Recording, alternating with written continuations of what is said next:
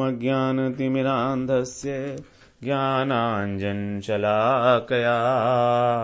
चक्षुरुन्मिलितं येन तस्मै श्रीगुरवे नमः। वाञ्छाकल्पतरुभ्यश्च कृपा सिन्धुभ्यैव च पतितानां पावनेभ्यो वैष्णवेभ्यो नमो नमः। नमो महावदन्याय कृष्णप्रेमप्रदायते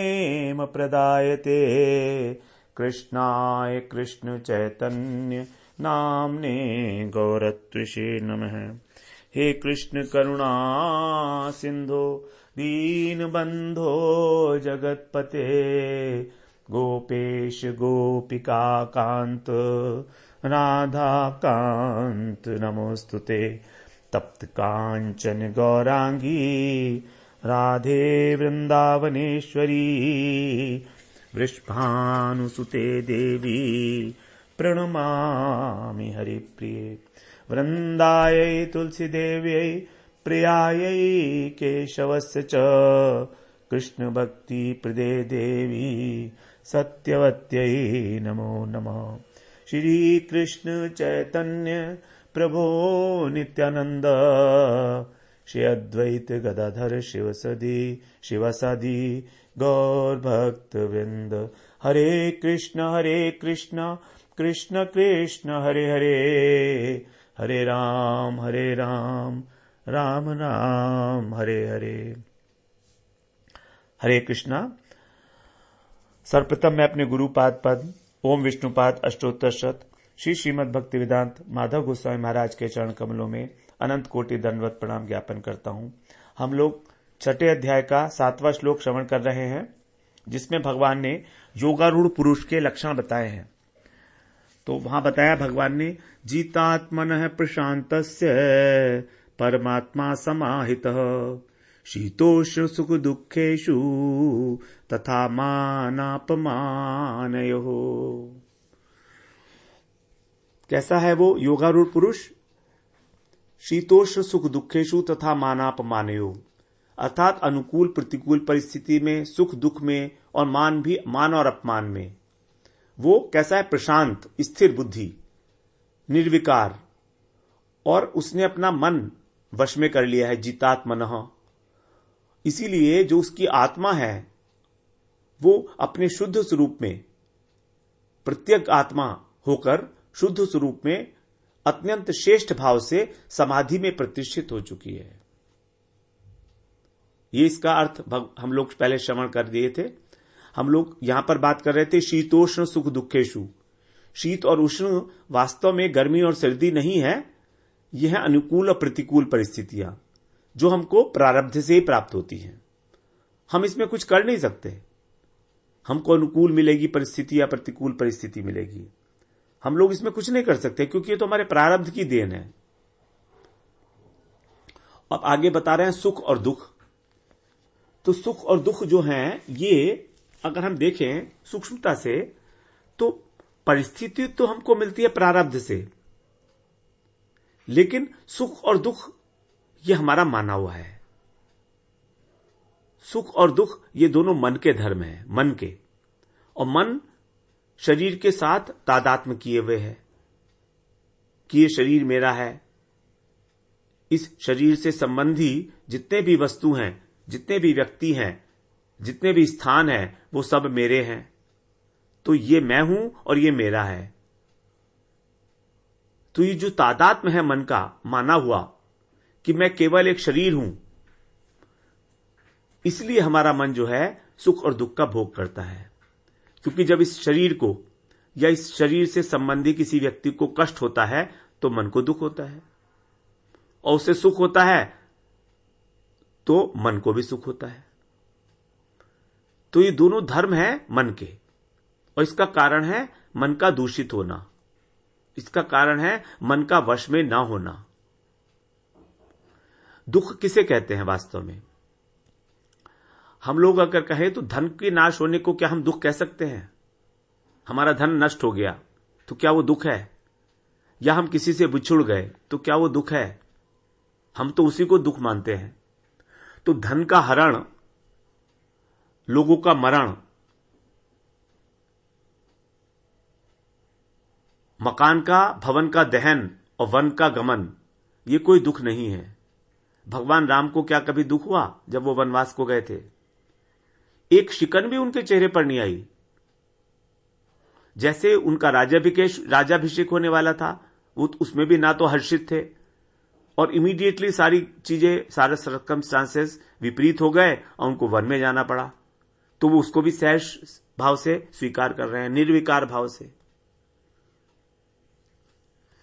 तो ये जो वन में गमन है, भवन दहन, जन मरण, धन हरण, ये सब दुख के विषय नहीं है। दुख है वास्तव में अपने हृदय का कड़वा हो जाना, दूषित हो जाना। दुख शब्द बनाया दू से,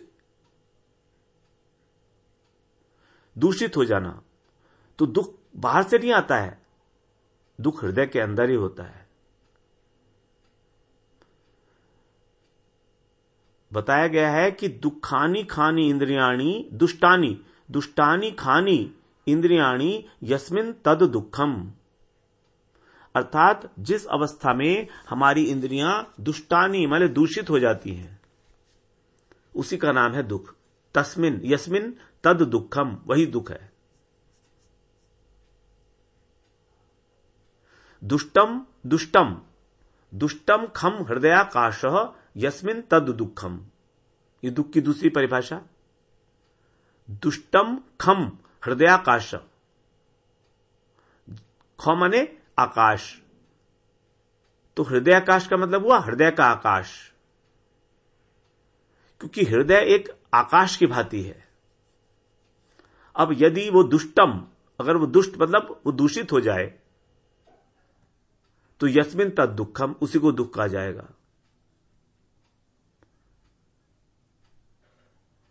अर्थात अगर मान लो कोई चर्चा चल रही है, कोई हॉट टॉपिक चल रहा है गुस्से वाला, और हमको भी गुस्सा आ गया अगर, तो इसका मतलब क्या है कि हमारा जो हृदयाकाश था वो दूषित हो गया।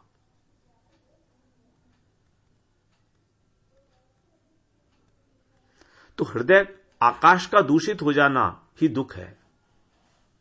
इंद्रियों का दूषित हो जाना, आकाश का दूषित हो जाना एक ही बात है। ख का अर्थ होता है आकाश और दू का अर्थ है दूषित हो जाना। और सुख क्या है? सुख भी बिल्कुल उसी प्रकार से। ख का अर्थ है आकाश और सु का मतलब है सुष्ठु। सुष्ठु सम यस्मिन तद सुखम।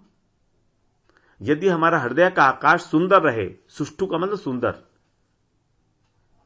उस हृदय आकाश के अंदर चांदनी छिटकी रहे, शीतलता रहे, तो हम सुखी हो जाएंगे।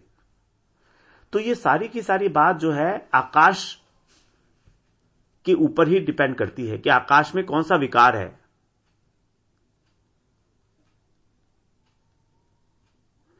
सुख दुख कितने प्रकार के होते हैं? जैसे दो प्रकार के, साधारणतः दो प्रकार के। हम लोग क्या मानते हैं, यदि हमारे पास जो अनुकूल वस्तु है हमारे लिए, जो हमको रुचिकर है, अगर हमारे पास उन वस्तुओं का, उन पदार्थों का संग्रह हो, उन पदार्थों का बाहुल्य हो, तो हम बोलते हैं कि यार ये व्यक्ति सुखी है। एक साधारण रूप से ये व्यक्ति सुखी है, इसको कोई कमी नहीं है। जिसके पास धन संपत्ति है, वैभव है, घर परिवार है, सुपुत्र है, अच्छे बच्चे हैं, तो अनुकूल पदार्थ जो है ये सब हैं, इनका कोई अभाव नहीं है।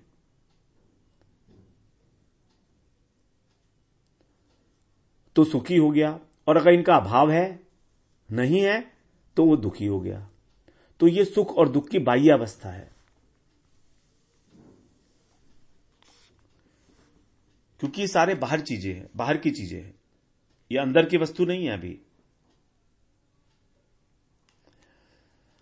अब यदि किसी व्यक्ति के पास मान लीजिए बाहर की कोई वस्तु नहीं है, न धन है, न संपत्ति है, न मकान है,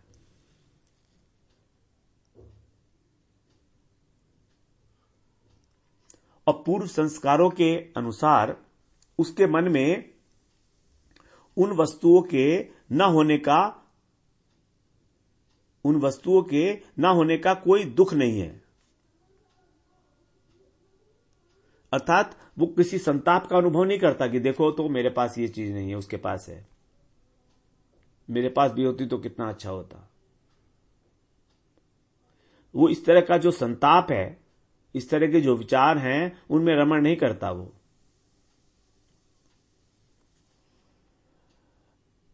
और इसके अतिरिक्त किसी वस्तु की आवश्यकता को भी नहीं अनुभव करता कि मुझे ये वस्तु चाहिए चाहिए।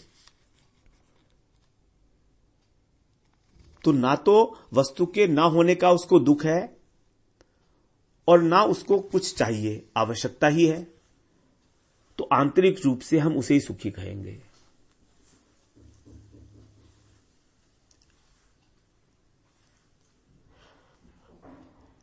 इसके विपरीत यदि उसके पास सब कुछ है और तो भी उसे चिंता चगी लगती है कि कहीं ये नष्ट ना हो जाए मेरे पास जो पैसा है, या इसको और अधिक कैसे बढ़ाऊं और अधिक कैसे बढ़ाऊं, तो उसके अंदर भीतर दुख भरा हुआ है, ये मान लीजिए।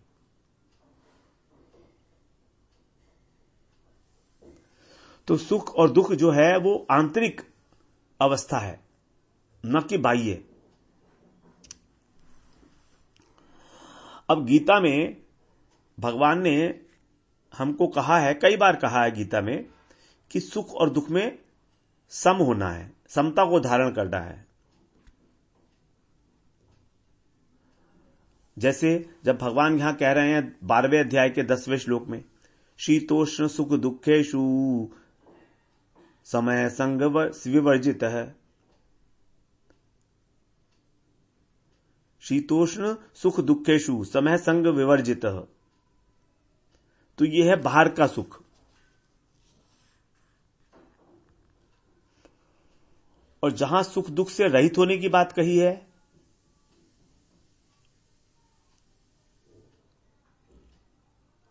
वहां पर जो हमारे अंदर भीतर प्रसन्नता है और अप्रसन्नता है, उससे भी रहित होने के लिए कहा है। जैसे द्वंद्वैर विमुक्ता सुख दुख संज्ञेयी। जो व्यक्ति सुख और दुख रूपों से विमुक्त है, द्वंद्वैर विमुक्ता, सुख और दुख नाम के जो द्वंद्व हैं, संज्ञेयी, संज्ञेय का मतलब नाम के, सुख और दुख नाम का जो द्वंद्व है वो इससे मुक्त होते हैं। मतलब क्या है?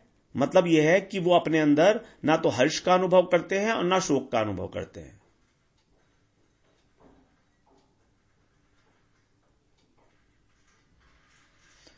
तो इस प्रकार ये बोला भगवान ने 15वें अध्याय के 5वें श्लोक में।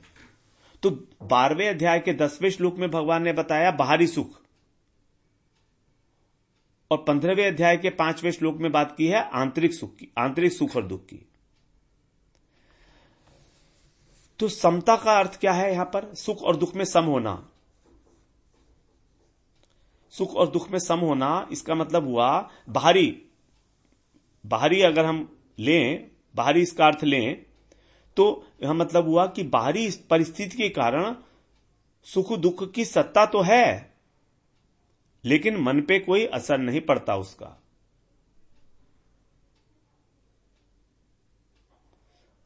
सुख दुख की सत्ता तो है, लेकिन मन पर उसका प्रभाव नहीं पड़ता है। यह है समता। और रहित होने का, सुख और दुख से रहित होने का क्या मतलब है? विमुक्ता। विमुक्ता का मतलब रहित होना, सुख दुख से रहित होना।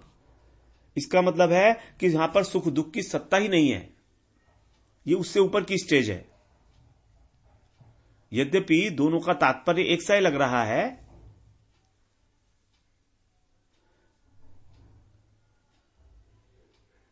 क्योंकि समता और रहित होना दोनों एक ही बात है, अंदर की बातें हैं दोनों ही एक प्रकार से।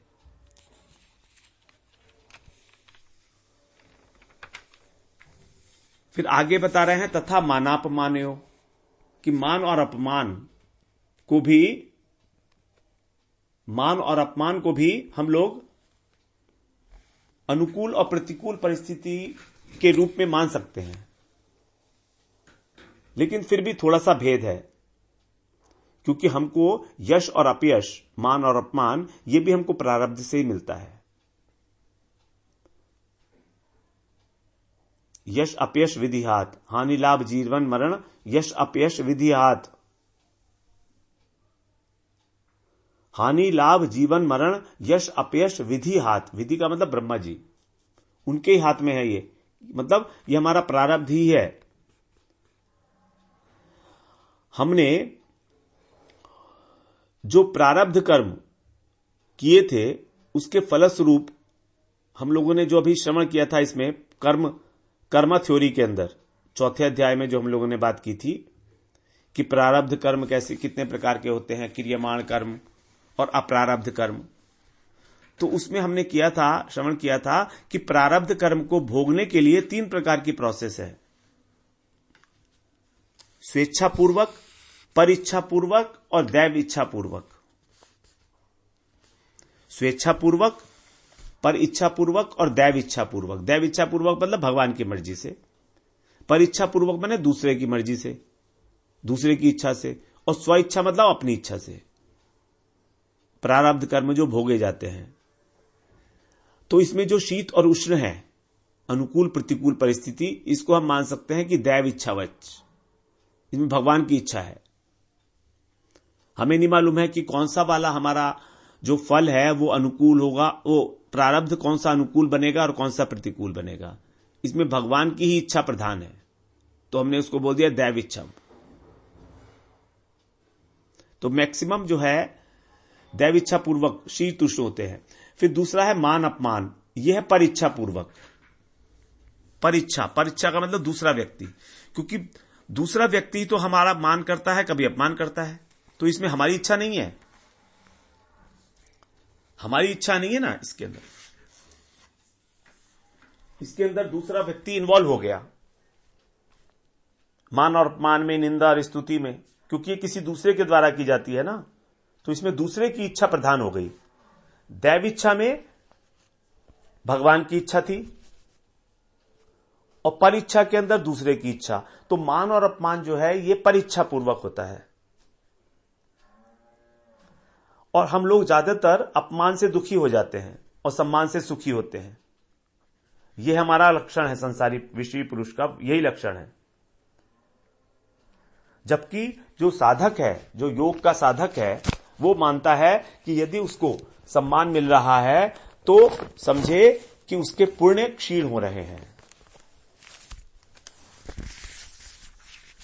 यदि एक साधक को सम्मान मिल रहा है सांसारिक रूप से, तो उसका समझना है कि उसके पुण्य क्षीण हो रहे हैं, और यदि अपमान मिल रहा है तो पाप क्षीण हो रहे हैं, उसके पाप नष्ट हो रहे हैं।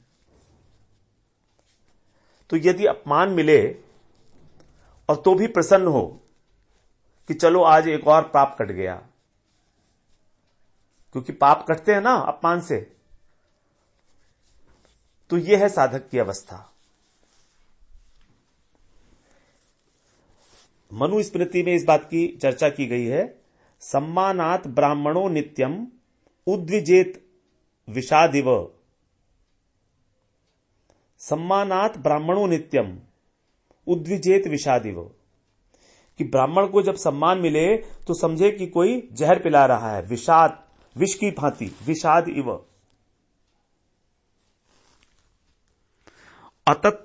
अतत्स्येव च आकांक्षेत अवमानम द्विजोत्तमः। और अपमान को अपना अमृत समझे, क्योंकि इससे पाप क्षय होते हैं। तो यहां पर संसारी व्यक्ति और साधक व्यक्ति दोनों की विपरीत विचारधाराएं हैं, दोनों की ही। और सिद्ध कौन है? सिद्ध पुरुष इनसे ऊपर है दोनों से। 14वें अध्याय में भगवान उसका वर्णन करेंगे 25वें श्लोक में। मानापमान्यो तुल्यो मित्रारि पक्षयो, अर्थात जो गुणातीत अवस्था में पहुंच चुका है, जिसने सिद्धि प्राप्त कर ली है, वो कैसा है? मान और अपमान में सम रहता है, तुल्य माने एक सा रहता है, और मित्र और बैरी, मित्र और शत्रु के पक्ष में भी एक सा रहता है, सम रहता है। वो सम रहने का मतलब है अपने हृदय में किसी भी विकार को धारण नहीं करता।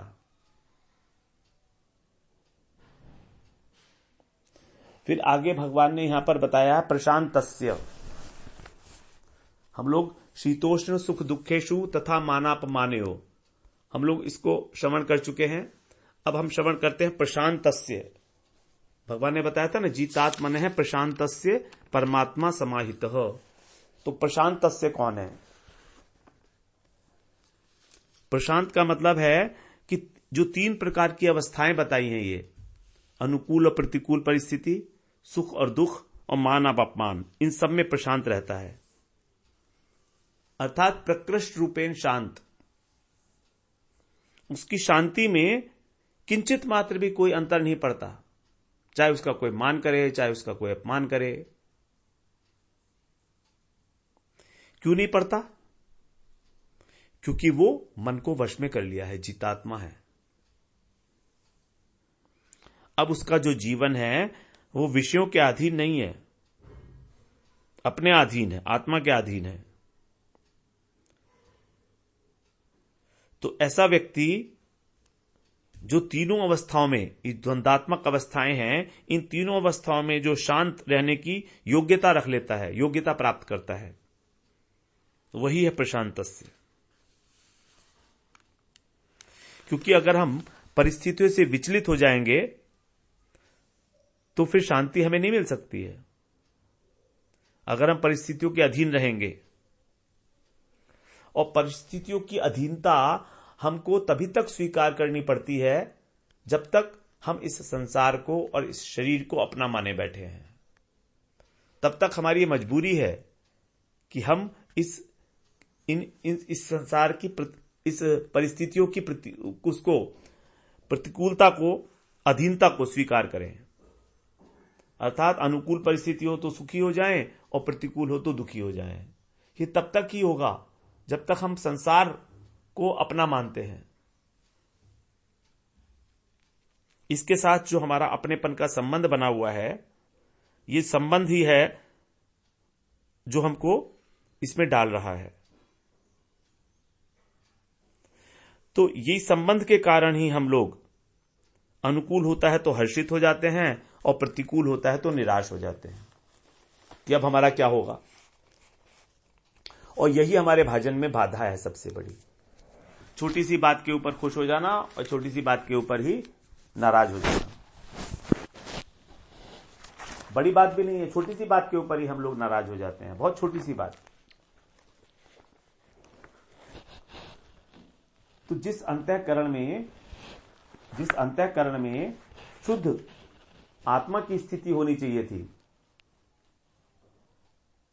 उस अंतःकरण के अंदर ये जो द्वंद्व हैं, इसके अंदर ही झूलता रह जाता है वो पूरा अंतःकरण। कभी सुख कभी दुख, कभी अनुकूल कभी प्रतिकूल, कभी मान कभी सम्मान। अब जब मन ऐसे झूलता रहेगा दो सिरों के बीच में विपरीत, तो फिर साधना कौन करेगा? साधना कौन करेगा फिर?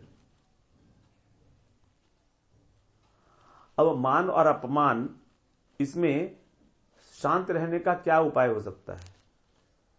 एक बार हम इसको थोड़ा सा चेष्टा करते हैं जानने की। नंबर 1, यदि कोई हमको सम्मान दे तो हम ये ना माने कि हमारे कर्म का फल है या हमारे गुणों का फल है, हमारी अच्छाई का फल है। यदि हमको कोई सम्मान दे तो हम ये माने ना कि हमारे कर्मों का, हमारे गुणों का या हमारी अच्छाई का फल है कि हमको अच्छा मान रहा है, सम्मान कर रहा है, बल्कि ये माने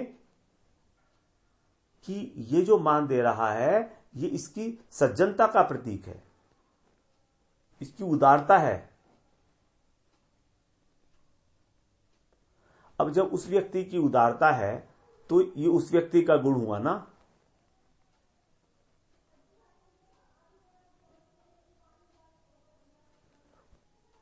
वो जो हमको सज्जनता दिखा रहा है हमारी प्रशंसा करके, वो उसका गुण है। अब उसके गुण को अपना मान लेना, अपना सम्मान, अपनी प्रतिष्ठा मान लेना, ये तो ईमानदारी की बात नहीं है ना।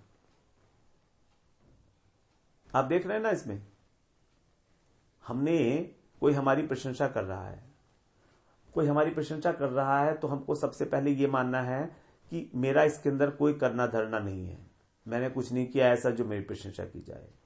लेकिन फिर भी प्रशंसा तो हो रही है, तो फिर क्या मानेंगे कि ये व्यक्ति जो है ये बहुत सरल हृदय है, इनोसेंट है। देखो तो मेरी प्रशंसा कर रहा है, तो उसकी जो सरलता है वो उसका गुण है। तो जब हमें अपनी प्रशंसा में उसका गुण दिखने लगता है, अपनी प्रशंसा में जब उसका गुण दिख रहा है, तो हम उसको अपना गुण कैसे मान लें? और अगर मानते हैं तो ईमानदारी की बात तो नहीं है ये। दूसरा, यदि कोई अपमान करे तो हमें यह समझना होगा कि हमारे प्रारब्ध का ही फल है, इसमें उसका कोई दोष नहीं है, बल्कि वो तो दया का पात्र है, क्योंकि मेरे पापों का जो दंड मुझे भुगतवा रहा है वो, और खुद निमित्त बन रहा है। बताइए, मेरे पापों का दंड देने के लिए खुद निमित्त बन रहा है और मुझको दंड दिलवा के शुद्ध कर रहा है। तो ऐसा मानने से मान और अपमान ये दोनों हमको विचलित नहीं कर पाएंगे। किसी भी प्रकार से, उसी प्रकार से जो सुख और दुख को कम कैसे करेंगे हम लोग? इसके लिए भी यही फॉर्मूला है कि मैं शरीर नहीं हूं, मैं आत्मा हूं।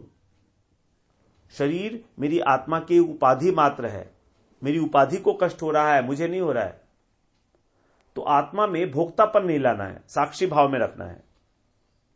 नंबर 2, जो मुझे सुख दुख दे रहा है वो अपना ऋण शोधन कर रहा है, या तो अपना ऋण चुका रहा है जो मुझसे पहले लिया मुझे सुख देकर,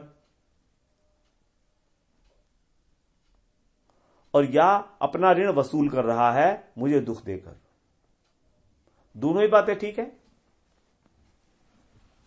ऋण शोधन में दोनों बातें आ गई, या तो ऋण वसूल रहा है या ऋण दे रहा है, या तो मुझे सुख दे रहा है या मुझे दुख दे रहा है। उसको जो काम करना है करने दो। फिर तीसरा ये बात कि ये शरीर जो है जिसे कष्ट हो रहा है ये मेरे साथ रहने वाला तो नहीं है, आने जाने वाला है। ये कष्ट जो आया है ये भी तो आने जाने वाला है ना, हमेशा तो नहीं रहता है। आगमा पाइनो नित्या तांस्ति तिक्षस्व भारत।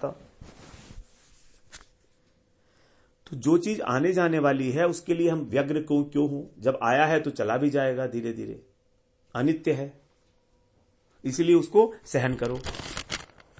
तो सुख और दुख को सहन करने का भी ये एक 3 पॉइंट फॉर्मूला हो गया, और मान अपमान को सहन करने का 2 पॉइंट फॉर्मूला हो गया। फिर हम लोग इसी श्लोक की चर्चा आगे करेंगे। वांछा कल्पतरुभ्यश्च कृपा सिंधुभ्य एव च पतितानां पावनेभ्यो वैष्णवेभ्यो नमो नमः।